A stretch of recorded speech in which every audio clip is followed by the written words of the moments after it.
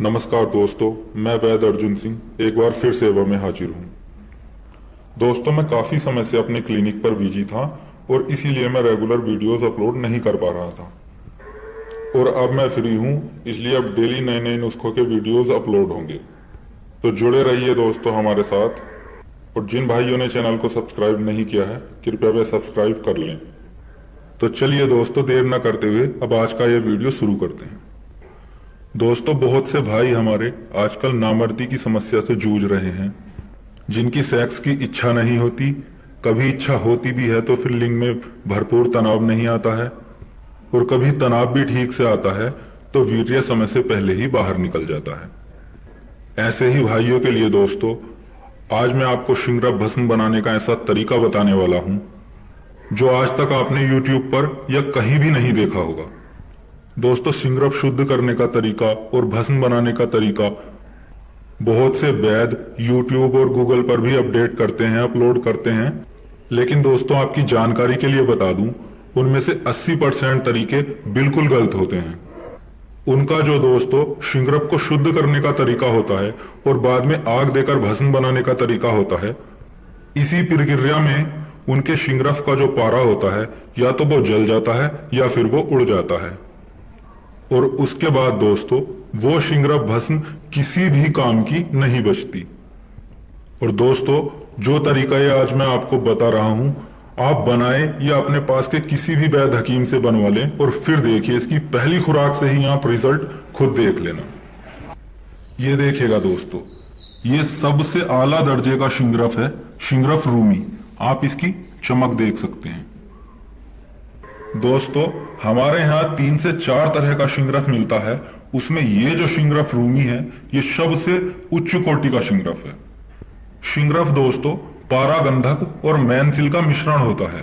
बाकी इस शिंगरफ से जो अलग शिंगरफ होते हैं, उनमें मैनसिल और गंधक की मात्रा ज्यादा होती है, पारे की कम होती है।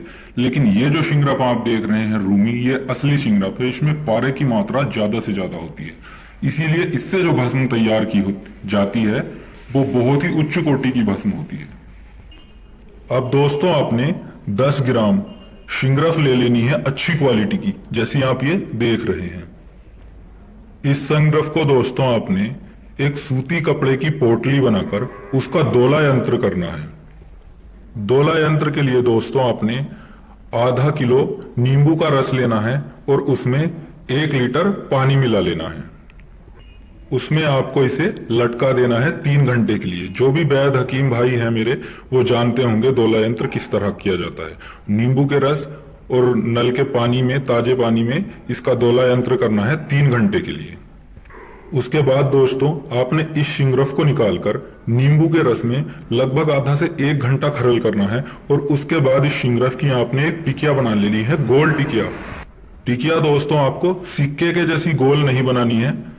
गोली जिस तरह कांच की गोली होती है जिससे बच्चे खेलते हैं, उसी तरह की गोल टिकिया बनानी है इसकी।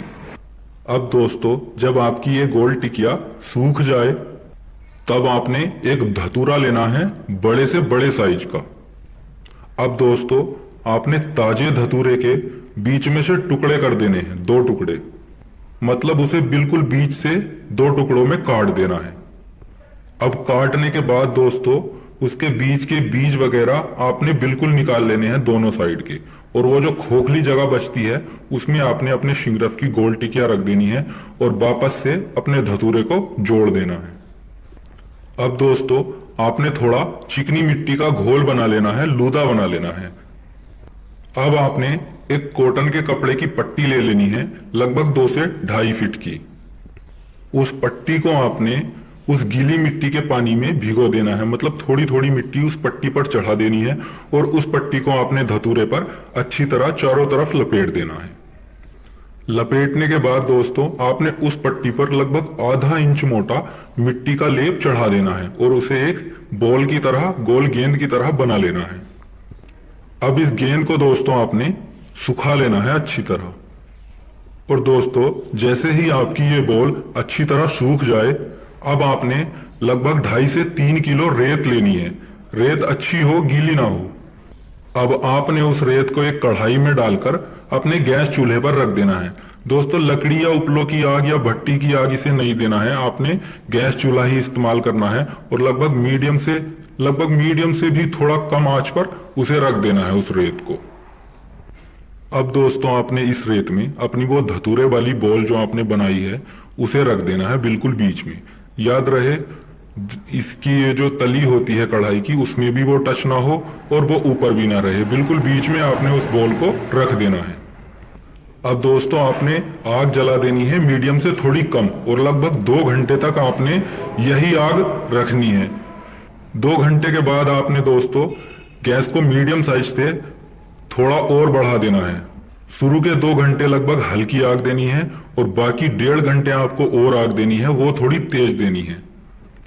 और लगभग दोस्तों 3.5 घंटे बाद आपको अपने गैस चूल्हे को बंद कर देना है। अब जब दोस्तों आपकी रेत अच्छी तरह से ठंडी हो जाए उसके बाद अपने धतूरे को आपने बाहर निकाल लेना है और जब वो ठंडा हो जाए उसे सावधानी पूर्वक आपने उसकी मिट्टी कपड़ा वगैरह सब उतारकर सावधानी पूर्वक अपनी टिकिया को बाहर निकाल लेना है। और फिर दोस्तों उस टिकिया को आपने खरल में डालकर रगड़ना है और तब तक उसकी रगड़ाई करनी है जब तक उसकी चमक बिल्कुल खत्म ना हो जाए और उसके बाद दोस्तों आप उसे इस्तेमाल कर सकते हैं। दोस्तों ये वो तरीका है, इससे बनाई गई भस्म का पारा कहीं भी नहीं उड़ता और बहुत बहुत अच्छा रिजल्ट मिलता है। ये देखिए दोस्तों, ये कुछ ही दिन मैंने पहले तैयार की है और ये आप देख सकते हैं। ये भस्म मैंने धतूरे में ही तैयार की है। ये देखिए दोस्तों, आप दोस्तों इसे कितना भी मसल लें, कितना भी छुटा लें, बिना पानी से साफ किए आप इसे अपने हाथ से साफ भी नहीं कर सकते। इसे चाहे जितना रगड़ लीजिए ये छूट नहीं सकती आपके हाथ से जब तक आप इसे अच्छी तरह से साफ नहीं करेंगे।